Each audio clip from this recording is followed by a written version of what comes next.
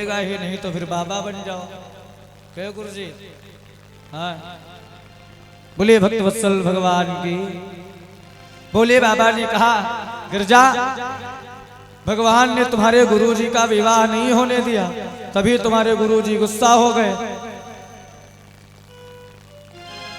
गिरजा मैया ने कहा ऐसा क्या, सारी कथा हमको बताओ। बोले बाबा कहते हैं गिरजा सुनो। एक बार कर तल बर बीना,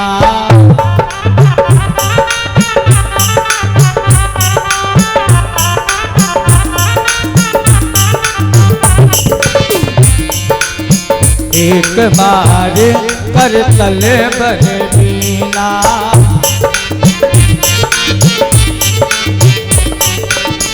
गावत हरि गुण गान प्रवीणा। सिया राम हरे, सिया राम हरे, राजा राम हरे, राम हरे।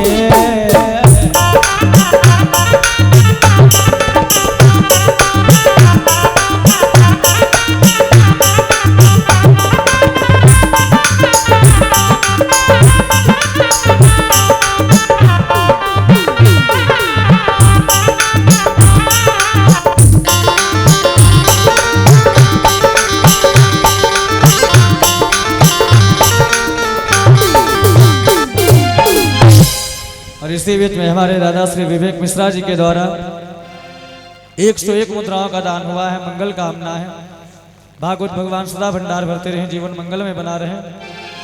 कहा एक बार की बात, नारद बाबा ने लिया वीणा अपने हाथों में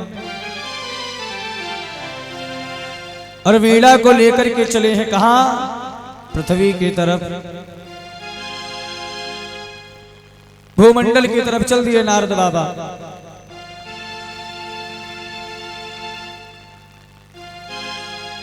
जानते हो भैया। और चलते चलते पृथ्वी पर कहां पहुंचे, बोले हिमगिरी गुहा एक अति पावन, बाह समीप सुरसरी सुहावन। हिमालय की तलहटी में नारद बाबा चलते चलते पहुंचे। कल कल करते हुए मैया गंगा की अविरल धारा बह रही है। नारद बाबा ने देखा बड़ा सुंदर आश्रम है पास में, और जब आश्रम देखा, आश्रम देख करके नारद बाबा को बड़ा अच्छा लगा, मन में भा गया वो आश्रम। बिल्कुल शांति है, कोई तड़बड़ का करने वाला नहीं है, शोरगुल कुछ भी नहीं हो रहा। नारद बाबा बैठे, बोले निरख सैल बन विपिन विभागा, भयौ रमापति पद अनुरागा। सुंदर रमणीक स्थल को देखा नारद बाबा ने, तो नारद बाबा के मन में वैराग्य उत्पन्न हो गया, भगवान के चरणों में प्रेम जागृत हो गया नारद बाबा को। और जैसे ही भगवान का सुमिरन किया, चिंतन किया नारद बाबा ने, सुमिरत हरि और श्राप गति बाधी,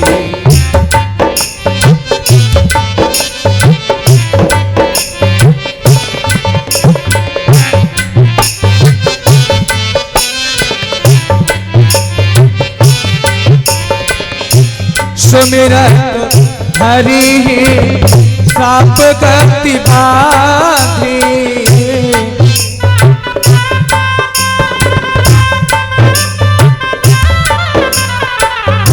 सहज विमल मन लाग समाधि, सहज विमल मन लागी समाधि।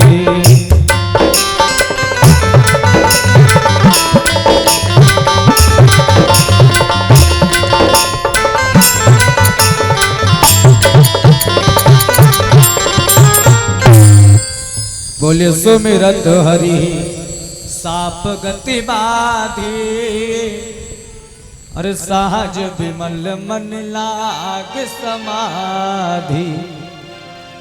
जैसे ही भगवान का स्मरण किया तो जो श्राप की गति थी वो रुक गई। सुमिरत हरि शाप गति बांधी, सहज विमल मन लाग समाधि। जो श्राप था वो श्राप की गति रुक गई भैया। अब नारद बाबा की समाधि लग गई। अब यहां पर श्राप गति बांधी स्वामी जी की एक एक बात नोट करने वाली है। बड़ी बढ़िया बात बताई स्वामी जी ने। कहा जब हरि का स्मरण किया तो श्राप की गति को रोक दिया भगवान ने। जानते हैं श्राप कौन सा है? श्राप जानते हो भैया कौन सा है? जो श्राप की गति रुकी, ये श्राप महाराज दक्ष ने दिया था नारद बाबा को सृष्टि रचना के समय। नारद बाबा ने दक्ष महाराज के 10,000 बालकों को वैरागी बना दिया। दक्ष महाराज कहीं काम से चले गए और 10,000 पुत्रों को नारद बाबा ने वैराग्य का पहाड़ा पढ़ा दिया, सन्यासी बना दिया। तब दक्ष महाराज ने श्राप दिया था, कहा नारद जाओ मैं तुमको श्राप देता हूं, तुम 1.5 घड़ी से ज्यादा कहीं रुक नहीं पाओगे। और जब 1.5 घड़ी से ज्यादा कहीं रुक नहीं पाओगे तो वैराग्य का पहाड़ा भी नहीं पढ़ा पाओगे। हाँ परीक्षित जी, 1 घड़ी कितनी देर की होती है? कितने देर की होती है 1 घड़ी? भूल गए?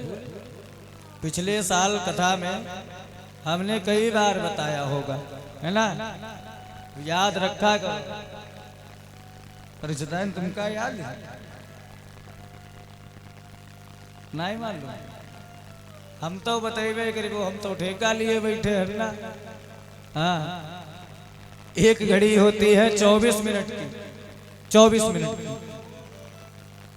तो श्राप दिया 1.5 घड़ी का, यानी कि 36 मिनट से ज्यादा नारद बाबा कहीं पर रुक नहीं पाते।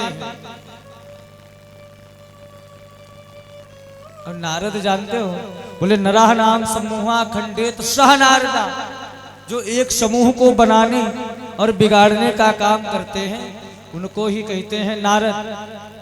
और पहले तो एक ही नारद थे, देवता लोग सुख की नींद नहीं सोई पाए। आज कलमा भैया गांव गांव में नारद। गांव की बात छोड़ो, मोहल्ला मोहल्ला में नारद। बड़े भैया नारद कम नरदैनिया ज्यादा। हाँ नारद बाबा बैठे और जैसे भगवान का सुमिरन किया तो समाधि लग जाती है नारद बाबा की। जब समाधि लगी तो देवराज इंद्र है ना, देवराज इंद्र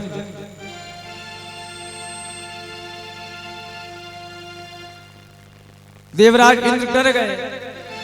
बोले मुनि गति देख सुरेश डराना। अरे काम ही बोली किन्ह सन्माना। नारद बाबा की तपस्या को देख करके देवराज इंद्र डर गया। कामदेव को बुलाया और बड़ा सम्मान किया। अरे कहा एक काम करो, बोला सहित सहाय जाहू ममेतु। और चले हर सिंह जल चर के तू।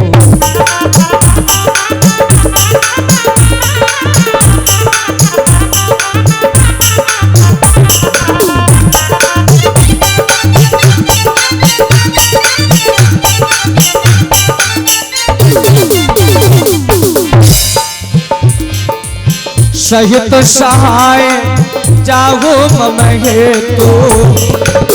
चले हर सिंह जल चर के तो।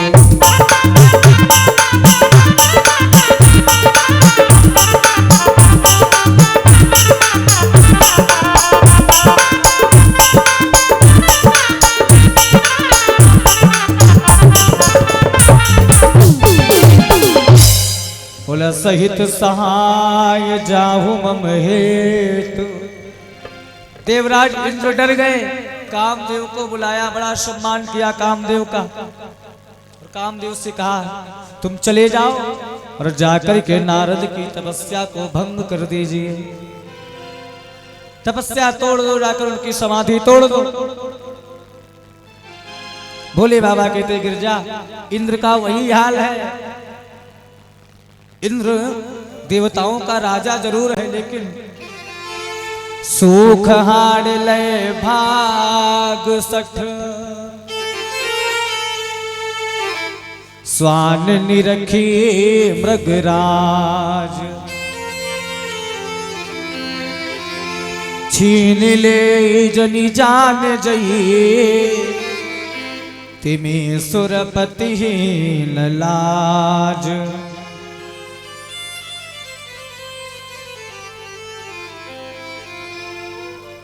का देवराज इंद्र कैसा है, जैसे अगर कुत्ता अपने मुख में सूखी हड्डी दाबे जा रहा है और सामने से शेर दिखाई पड़ जाए तो कुत्ता सोचता है कहीं ऐसा ना हो ये शेर हमारी हड्डी छीन ले।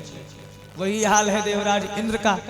देवराज इंद्र ने सोचा कहा कहीं ऐसा ना हो नारद हमारे सिंहासन पर कब्जा कर ले, हमारी छुट्टी हो जाए।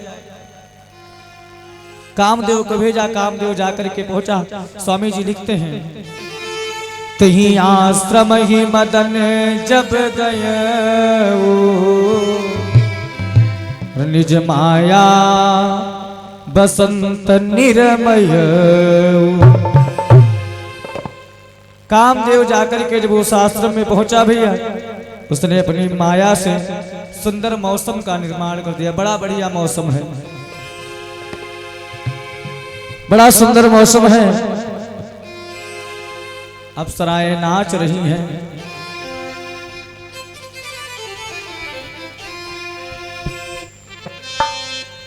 बोले रंभादिक सुर नारी नबीना,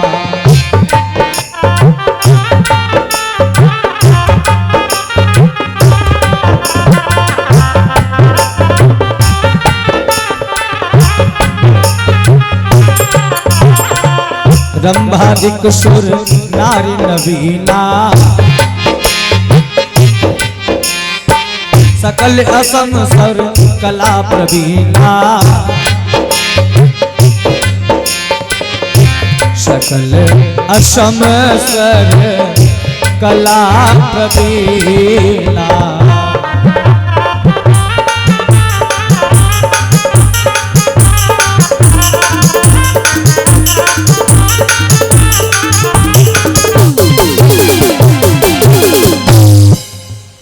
रंभा और उसी में इनका अप्सराएं साथ में है, नृत्य हो रहा है,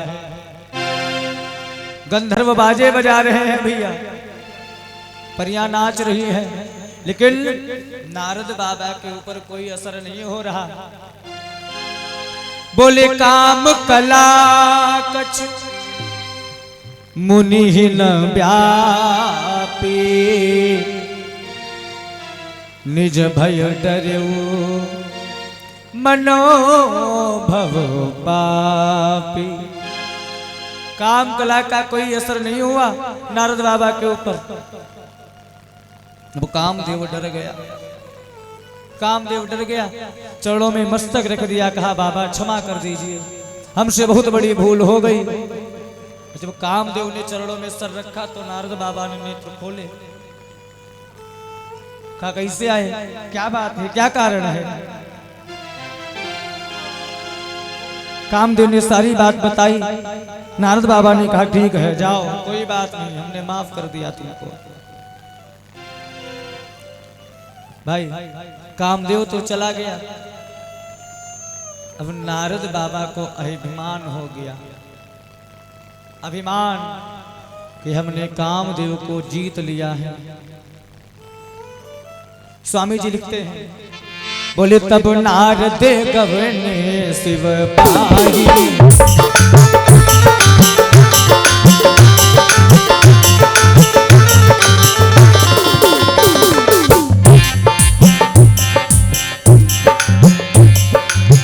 तब नारद गवने शिव पाही,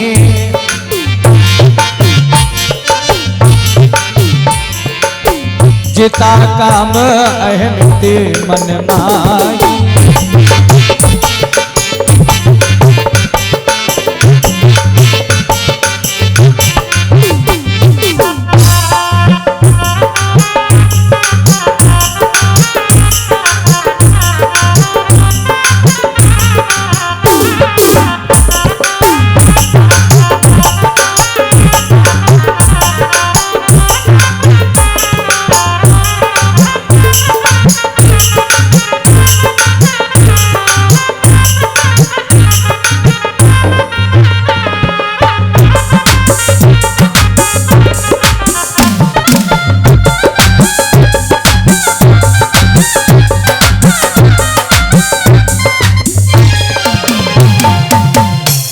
बोले तब नारद गवने शिव पाही, अरे जिता काम अहमिति मन माही। तब नारद बाबा वहां से चले और जाकर के कहा पहुंचे कैलाश पर्वत पर। भगवान भोले बाबा विराजमान हैं आसन पर। नारद बाबा को अभिमान हो गया कि हमने कामदेव को जीत लिया। नारद को ये अभिमान हो गया कि हमने काम को जीत लिया है। लेकिन मेरे भाई भगवान कहते हैं अगर मेरे भक्त के हृदय के अंदर अभिमान का पौधा उग रहा है ना, तो बेगी सो मैं नारी हूं उखारी, रपन हमार सेवक हितकारी।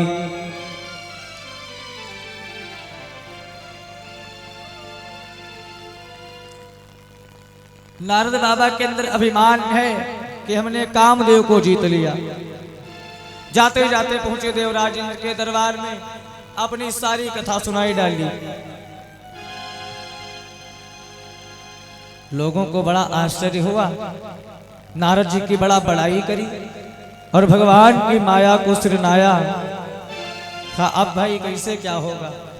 तब नारद जी चले कहा भोले बाबा के यहाँ। आपने देखा होगा स्वामी जी लिखते हैं कौवस जग जन्मा है नाही, प्रभुता पाई जाहि मद नाही। अब नारद बाबा को अभिमान हो गया कि हमने कामदेव को जीत लिया, कामदेव को जीत लिया।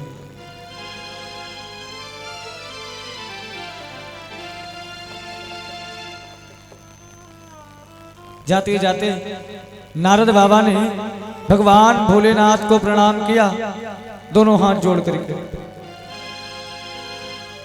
भोले बाबा ने सुंदर आसन पर बिखलाया। कहा बैठो भाई नारद, बड़े दिनों के बाद आए हो, कहां रहे इतने दिन।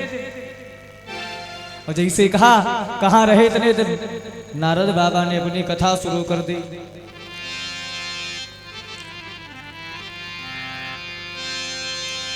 मारे चरित नारद सब भागे,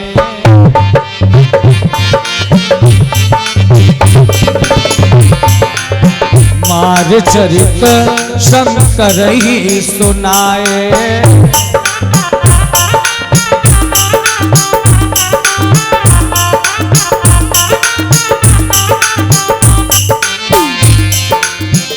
नार चरित शंकर ही सुनाए, अति प्रिय जानी महेश सिखाए।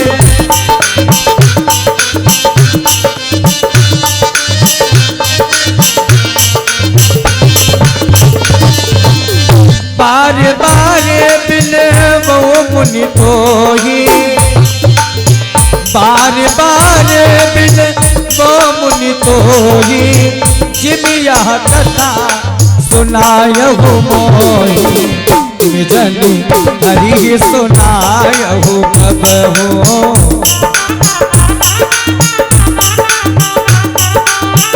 चलहि प्रसंग दुरायहु दबहु।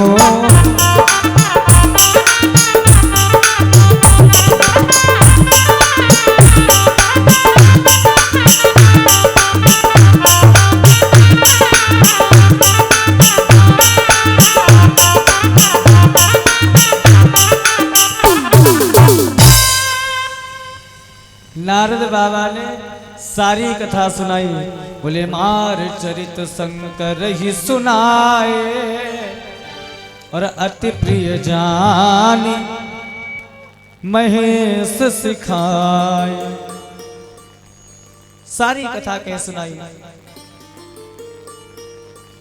भोले बाबा ने समझाया, कहा नारद मैं बार बार तुमसे विनय करता हूं, अनुग्रह करता हूं,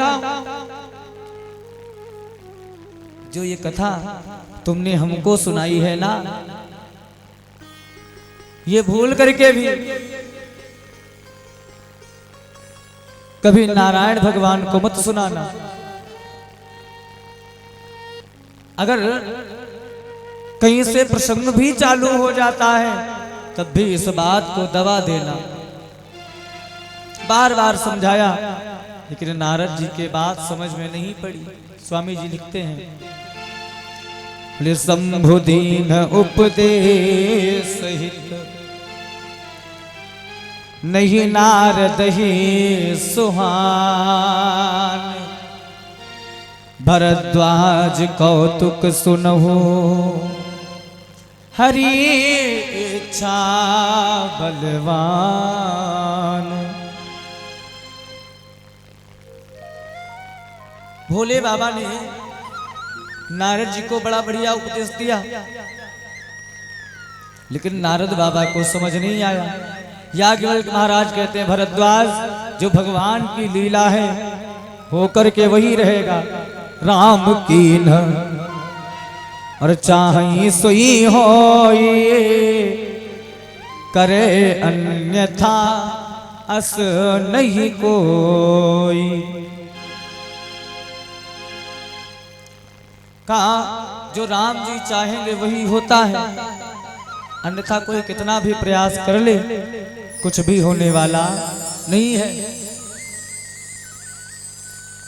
अब भोले बाबा ने समझाया, लेकिन भोले बाबा के वचन नारद बाबा को अच्छे नहीं लगे। हाँ, भोले बाबा का समझाया हुआ कुछ भी नारद बाबा को भाया नहीं।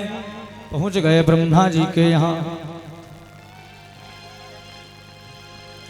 ब्रह्मा जी के यहाँ पहुंच गए। ब्रह्मा जी ने भी समझाया, अपने काम चरित्रों का बखान किया, हमने कामदेव को जीत लिया। वहां से भी वापस आए और चले वहां से जाकर के कहां पहुंचते हैं, क्षीर सिंधु में।